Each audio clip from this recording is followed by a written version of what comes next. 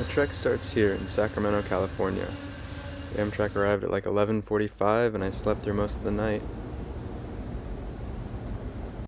I woke up to the sight of beautiful mountains, and as the sun rose, it broke into more foothills as we drove further north. There was some open fields and some livestock, and it was just a gorgeous, gorgeous morning to start in Oregon. For breakfast, I headed up to the dining car and had a nice little breakfast sandwich. The sights from the viewing car and cafeteria car were beautiful. I believe that's Klamath Lake that we're seeing now. And then, passing some cargo trains and, just watching the scenery go by from the viewing car.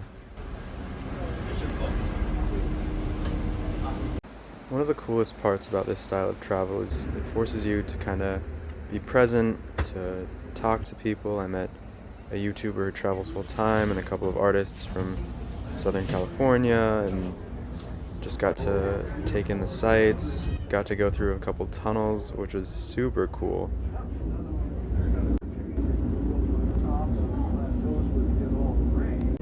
It's crazy just how quick the scenery changes. 1 minute you're in a valley with alfalfa and cows, and the next you're climbing into the mountains with snow still on them, and it's just such a neat way to see the American West.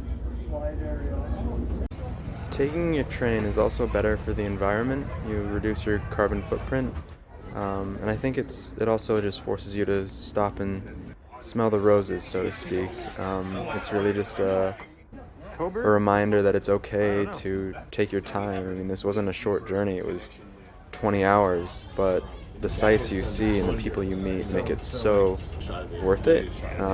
It is also a more affordable way to travel. I think I paid $80 for my ticket for going all the way from California up to Seattle. We stopped in Eugene, Oregon, where the U of O is, and just got to stretch our legs and take a breather. The train can feel a bit stuffy like a plane, but every couple hours or so there's a stop and you can hop out and take a breather for a few minutes. As we rode north, we followed a lot of lakes and rivers, and it was just really cool to be able to see people fishing and ducks bathing themselves and eating and whatever ducks do. We started to work our way into the city of Portland, which is where I'll be going to college. It got me pretty excited because it's such a neat little city. It's a pretty diverse and welcoming environment. There's a lot of little bands, and the coffee house culture there is super cool. It's a city that prides itself on being quirky, and although the pandemic hit it harder than most, it's definitely on its way back to being normal again. It was also really neat to be able to stop at every Amtrak station. They all are unique, and they all have their own little personalities. I loved seeing the houseboats on the river. I'd love to live on one of those someday. Had a little lunch of a DiGiorno pizza in the cafeteria car, and then went back to enjoying the scenery go by. The Pacific Northwest is just so pretty. The rain can get a little old, as you may have heard, but it stays green for a reason. It is raining a lot.